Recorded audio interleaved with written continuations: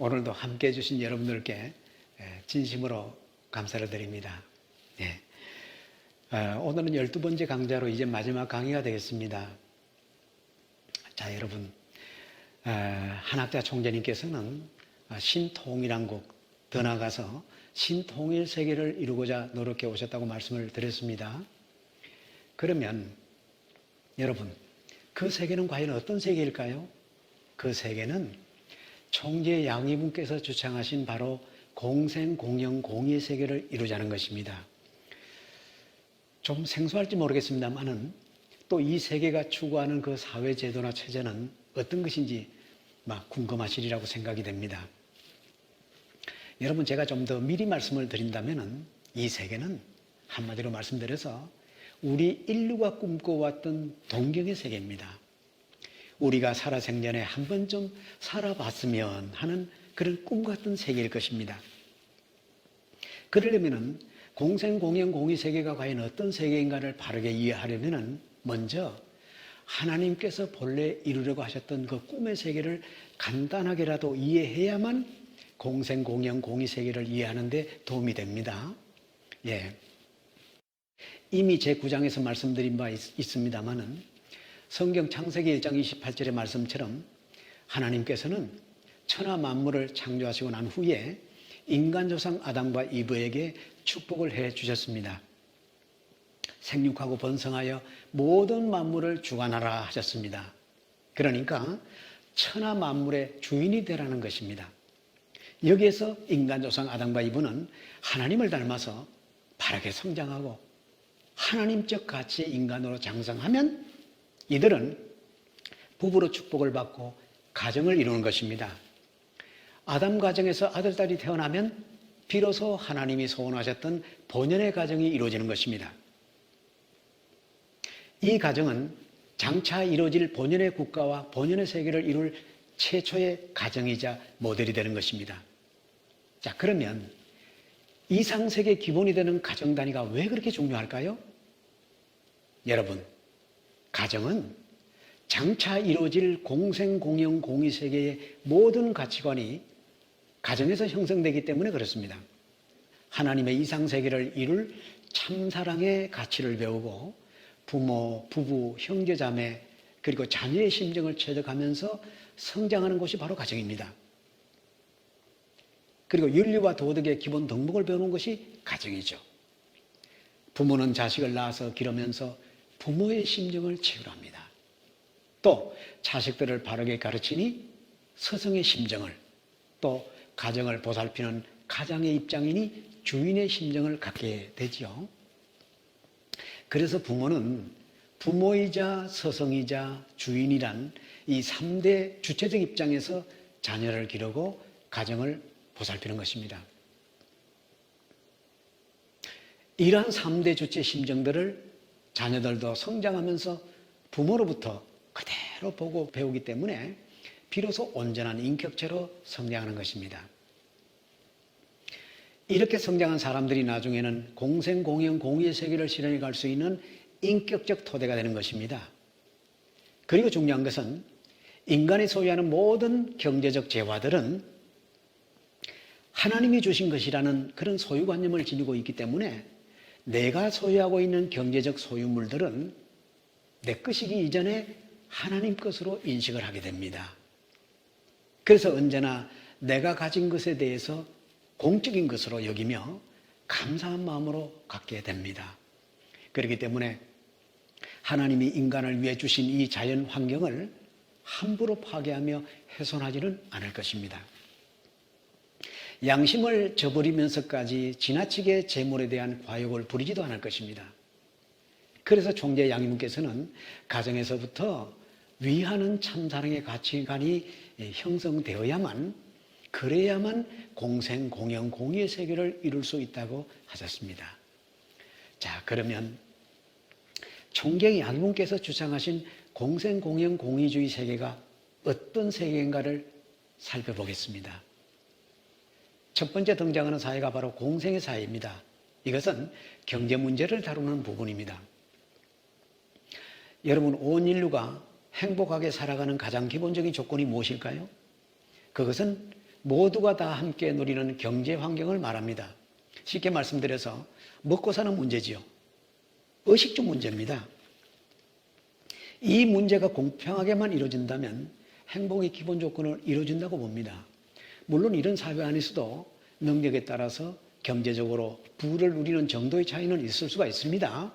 좀 많이 가진 자도 있을 수 있고 또 좀 적게 가질 수도 있습니다. 능력에 따라서요. 그러나 그렇다고 해서 그 사회가 경제적으로 빈익빈 부익부가 너무 지나쳐서 요즘과 같이 불공평한 양극화 사회는 아닌 것입니다. 예, 모두가 그 나름대로 부족함이 없이 경제적으로 행복한 삶을 누리는 경제 공동체를 말하는 것입니다. 모두가 다 개개인이 자신의 양심과 분수와 능력에 따라 사적 소유가 이루어진 사회 형태인 것입니다. 그 사회에서 빈곤한 이웃이 있다고 한다면 이를 외면하는 사회는 결코 아니기에 빈부의 격차로 인해서 소외되고 차별받는 사회는 아닌 것입니다. 예, 그런 사회가 이루어진다면 얼마나 좋겠습니까?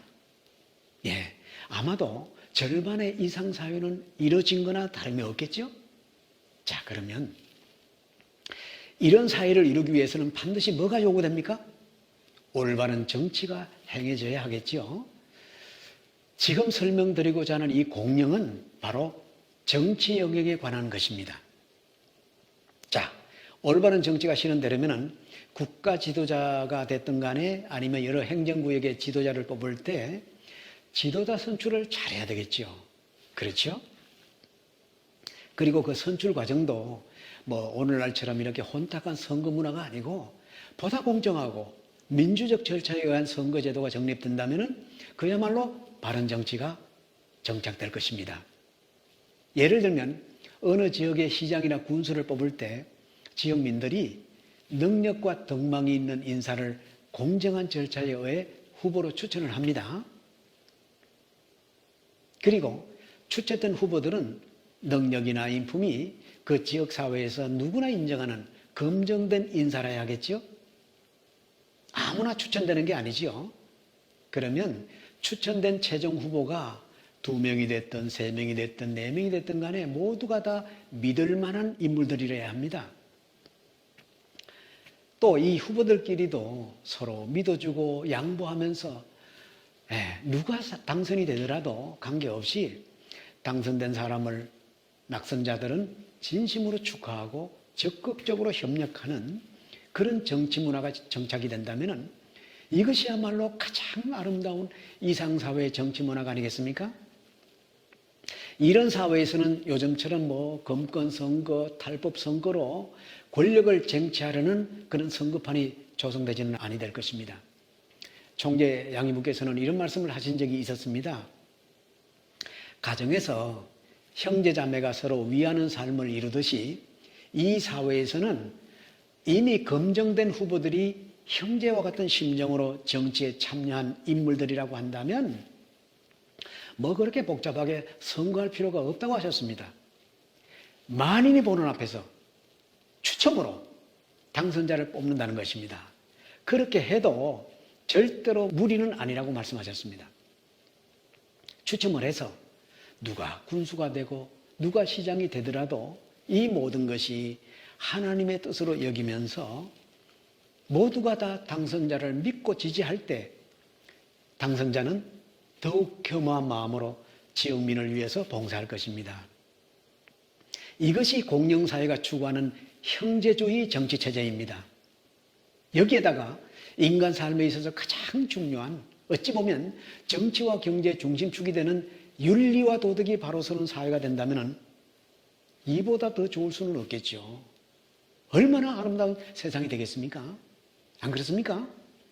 하나님주의를 바탕으로 한 윤리와 도덕이야말로 우리 인간 삶의 최고의 정신적 가치로서 아름답고 평화로운 이상사회가 될 것입니다. 네, 이것이 바로 공의사회입니다. 최고의 윤리와 도덕이 실현되는 그런 사회가 될 것입니다. 그래서 정리를 해보면 공생사회는 모두가 경제적으로 공평하게 부를 누리는 사회이고 공영사회는 올바른 민주정치가 실현된 사회를 말합니다. 그리고 공의사회는 윤리와 도덕이 바르게 실현되는 사회를 말합니다. 여러분 듣고 보니까 어떻습니까? 세상에 이보다 더 멋진 세상이 또 어디에 있겠습니까? 그렇지 않습니까? 그렇게만 되어진다면 여러분 인류의 평화와 행복은 이루어지는 것 아니겠습니까? 이러한 세계가 유교에서 말하는 대동사회요, 불교의 연화장 세계요, 기독교의 지상천국이 아니겠습니까? 이런 세계에서 한번 살아만 본다면 얼마나 좋겠습니까? 그러나 이러한 세계는 언제나 인류의 꿈으로만 남아있었을 뿐 유사일에 이런 세계를 경험해보지 못한 인류였습니다.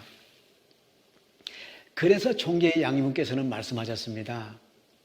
타락한 세계에서는 아무리 인류가 소망하는 좋은 경제 이론, 정치 이념, 윤리 도덕을 제시를 해도 인간의 근본이 바뀌어지지 않으면 어렵다고 말씀하셨습니다.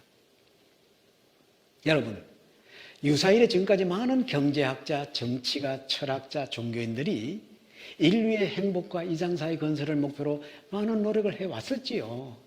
그리고 그분들의 노력으로 세계는 많은 변화와 발전을 거듭해온 것도 사실입니다. 그러나 그럼에도 불구하고 아직도 지구촌 곳곳에는 개인을 비롯해서 국가에 이르기까지 자신만을 위하는 또는 자국의 이익만을 위하는 개인이나 국가 이기주의로 인해 가지고 지금 지구촌에는 빈곤을 변치 못한 나라가 많고요. 국가 간의 그 힘겨루기를 넘어 아직도 전쟁은 멈추지 않고 있는 것이 오늘의 세계입니다. 그래서 인간의 기본인 심성교육이 대단히 중요함을 강조하시면서 참가정운동뿐만 아니라 총재님께서는 여러 교육기관을 세우셔서 교육 분야에도 힘을 기울이고 계시지 않습니까? 사람은 인격이 바로 서야만 합니다. 총재 양이무께서는 국내적으로 초등학교에서부터 시작을 해서 대학에 이르기까지 참되고 찜칫된 인재 양성에 힘을 기울이고 계십니다. 총재 양이분이 세우신 어느 학교를 가든지 간에 교육 이념은 한결같습니다. 바로 애천, 애인, 애국입니다. 사람의 바른 인성교육은 하나님을 사랑할 줄 아는 인간이라야 하고 사람을 사랑할 줄 아는 인간이라야 합니다. 또 나라를 사랑할 줄 아는 사람이라야 온전한 인성을 갖춘 인간이라고 정의하시고 그러한 교육 이념으로 지금 인재들을 육성하고 계시는 거지요. 그리고 대학을 졸업하고 교문을 나서는 학생들에게 총재 양이무께서는 그들에게 무엇을 바라고 계실까요? 너희들이 열심히 노력해서 나라의 대통령이 되고 학교의 교훈이 되고 그리고 회사의 사장이 되더라도 꼭 간직해야 할 심정적 자세는 진정한 부모의 심정으로, 서성의 심정으로, 그리고 주인의 심정으로, 그런 심정으로 조직을 이끄는 리더가 된다면 나라도 학교도 회사란 조직체도 반드시 번영할 것이라고 가르쳐 주셨습니다. 그리고 인류의 평화와 행복을 위해 헌신한 인물들을 매년 선정을 해서 선악평화상을 시상하여 그들의 공로를 치하하고 세계 사람들이 수상자들의 정신을 본받게 하십니다. 그리고 세계 평화를 위해 창설된 국제기구가 바로 유엔이지요. 지구촌의 전쟁을 방지하고 평화를 정착시키기 위해 1945년 10월 24일에 창설된 국제평화기구입니다. 유엔은 세계 평화를 위해 하는 일도 많고 평화를 위해 많은 공헌을 했던 것도 사실입니다. 우리나라가 6.25 전쟁 때 크게 수혜를 입은 나라이기도 하지요. 그러나 총재 양이분께서는 오늘의 유엔을 염려하고 계십니다. 왜요? 유엔이 뭐가 잘못되어 가는 건가요? 유엔은 국제평화와 안전을 유지하면서 국가 간의 우호관계를 정진하는 데 있으며 경제적, 사회적, 문화적, 인도적인 문제 해결을 위해서 국가들이 서로 협력하는 것을 목적으로 창설이 됐습니다. 유엔이 세계 평화에 많은 공헌을 한 것도 사실입니다. 그러나 시간이 흐를수록 자국의 이익을 위한 국가 이기주의로 흐르다 보니까 유엔의 본래적 목적에서 벗어나고 있음을 염려하시는 것입니다. 그래서 이를 보완하기 위해서는 유엔을 상하 양원제로 운영하면 좋겠다고 제안하신 것입니다. 그러니까 기존의 유엔을 하원으로 하고 상원에는 세계 정신세계를 지도해가는 종교인들이 상원을 맡으면서 하원과 서로 협력하는 그런 체제를 갖춘다면 지금의 유엔이 보다 올바르게 유지해 나갈 것이라는 총재 양이본의 제안이신 것입니다. 유엔이 하나님의 뜻에 맞게 평화세계를 향한 인류의 자유, 평등, 복지를 누리며 신통일세계로 안착하도록 그 사명을 다하는 그런 유엔으로 새롭게 재편하자는 것입니다. 네, 그래서 유엔의 상원의 역할을 하도록 2005년 9월에 미국 뉴욕에서 천주평화연합을 창설하셨습니다. 이 천주평화연합에 소속되어 있는 각국의 평화대사들이 세계 평화를 위해서 지금도 지구촌을 누비며 활발하게 활동하고 있습니다. 그래서 한 총재님께서도 이 같은 취지로 유엔에서 연설을 하신 바도 있지요. 예, 그리고 유엔에서 국제합동 결혼식을 올린 바도 있습니다. 각국의 신랑 신부들이 자국의 전통 의상을 입고 결혼식을 함으로써 평화에 큰 울림이 된 적도 있었죠. 예, 여러분, 왜 총재 양희국께서는 유엔을 중심으로 이 같은 행사들을 하시는 걸까요? 이렇게 유엔을 새롭게 재편해서 유엔이 하나님의 뜻에 맞게 본래적 사명을 다하도록 협력을 아끼지 않으시는 것입니다. 아담과 이브의 타락한 가정이 확대된 세계가 오늘의 세계라고 한다면 인류의 희망세계인 공생, 공영, 공의주의를 아무리 부르짖어도 이루어질 수가 없는 것입니다. 네. 공생, 공영, 공의가 가능한 근본된 세계가 먼저 이루어지질 않았는데 그것이 어찌 가능하겠습니까? 네.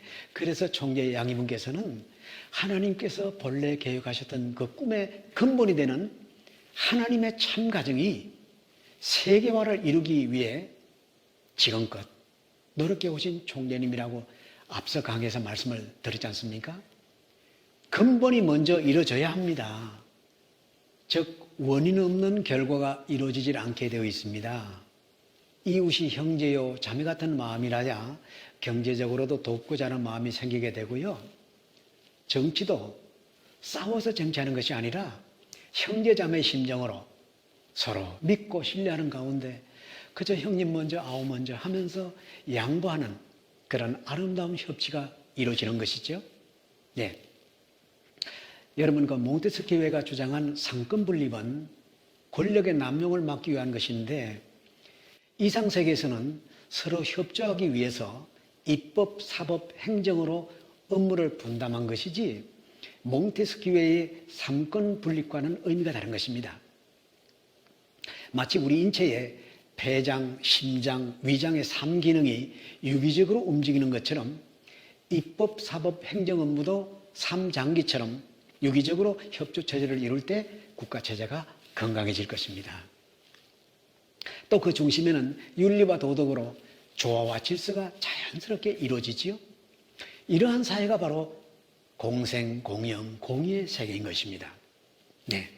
그래서 세계는 부부가 되고 형제자매가 되고 사돈관계를 얽혀서 하는 인류 대가족을 이루고 인류의 부모이신 하나님의 참사랑이 가득한 이상세계가 이루어져야만, 예, 그래야만 모두가 다 경제적으로 고르게 혜택을 누리고 참된 지도자로 말미암은 바른 정치가 이루어지고요. 그리고 바른 윤리와 도덕이 실천되어서 조화와 질서가 있는 평화롭고 행복이 넘치는 세계가 될 것입니다. 그렇게 되면 앞에서도 말씀드린 것처럼 유교에서의 대동세계요, 불교의 연화장세계요, 기독교의 지상천국이 되는 것입니다. 이 세계를 가리켜서 공의의 세계라고 하는 것입니다. 이러한 세계를 이루시려고 세계 다양한 분야에서 하나님의 뜻을 중심으로 회복운동을 펼치시는 것이 총재 양이분의 평화운동이요 통일운동인 것입니다. 한 총재님께서 말씀해 주신 신통일한국과 신통일세계가 과연 이루어질 것인가 하는 문제입니다. 총재님께서는 구호가 아닌 실질적인 기반과 대안을 제시하시고 지금도 그 꿈을 향해 전진하고 계십니다. 자, 이제 오늘 강의 마무리를 해야겠습니다. 이 12강좌의 핵심 주제는 뭐니 해도 신통일한국입니다. 신통일한국을 이루는 목적은 신통일 세계를 안착시키기 위한 것입니다. 그런 면에서 신통일한국은 그 무엇보다도 중요한 것이죠. 자, 여러분, 이제 현실적으로 통일에 대해서 한번 생각해 보십시다. 한반도 통일은 어느 개인이나 어느 단체의 힘으로는 어렵습니다. 그렇기 때문에 한국 통일을 지지하는 세계적인 전문가들과 국내 전문가들이 합리적이고 현실적인 통일 플랜을 만들어낼 것입니다. 그리고 여기에 온 국민이 한 마음으로 통일을 열망하면서 남과 북이 상생할 수 있는 길을 제시하고 또 북한을 잘 설득해 가다 보면은 분명코 통일의 문은 열릴 것이라고 생각이 됩니다. 자, 그러면 여러분, 통일이 되면 한반도 상황은 어떻게 될까요? 우리 한번 예측해 보십시다. 그렇게 골치 아팠던 핵 문제는 어떤 방식으로든 해결이 될 것입니다. 그리고 남북의 약 180여만 명의 현역병도 많이 감축이 될 것이고요. 그렇게 되면 국방비도 많이 절감될 것입니다. 국가 브랜드는 당연히 높아질 것이고요. 또 영토가 2배로 확장돼서 인구 8천만 명이 되면 강대국의 요건을 갖추게 됩니다. 그리고 통일한국은 당연히 신용 등급이 올라가고 세계 투자가들이 줄을 이을 것입니다. 그러면 일자리 많이 늘어나고요. 경제적으로 안정을 이룰 것입니다. 이산가족들의 만남이 이루어지고 북한 주민들의 인권이 개선되면서 다방면에 걸쳐서 눈부신 성장이 이루어질 것입니다. 그리고 중요한 것은 남쪽에는 기술이 있고 자본이 있습니다. 북쪽에는 뭐가 있나요? 풍부한 자원과 노동력이 준비되어 있지 않습니까? 이 두 요소가 딱 합치가 되면 빠른 기간 내에 복지국가 만들 수 있습니다. 네. 이렇게 통일한국을 이루게 되면 국가체제는 어떻게 되어야 하는가? 통일 대한민국은 반드시 자유가 있어야 됩니다. 민주국가라 해야 합니다. 또 대한민국의 저력으로 봐서 빠른 기간 내에 복지국가를 만들 수 있습니다. 네. 그렇게 되면 동북아를 넘어 세계 강국으로 부상할 것입니다. 여러분, 세계 강국이라고 해서 남의 나라를 침략이나 하는 그런 나라가 아니고 세계 질서를 바로잡고 항구적인 평화세계로 향도하는 세계 중심국가가 될 것입니다. 그래서 이 나라는 하나님이 보호하시는 신통일한국이 돼서 태평성대를 구가하는 위대한 국가로 재탄생될 것입니다. 이것이 바로 하나님이 바라시는 신통일한국의 위상이요 목표인 것입니다. 자, 우리 함께 힘을 모아서 통일의 영향을 모아간다면 분명코 멀지 않은 장래에 반드시 신통일한국 시대가 열릴 것이라 확신합니다. 여러분, 이제 이번 강좌를 마지막으로 약속드렸던 12강좌를 모두 소개를 해드렸습니다. 평화세계를 이루기 위해 걸어오신 우리 총재 양이번의 생애를 소개하려면 솔직히 말씀드려서 아마도 수십 시간도 모자랄 정도로 방대한 내용이라서 이번 12강좌로는 어디까지나 빙산의 일각일 뿐입니다. 그렇기 때문에 부족한 제가 늘 떨리는 마음으로 한 강좌 한 강좌를 조심스럽게 소개해 드렸습니다.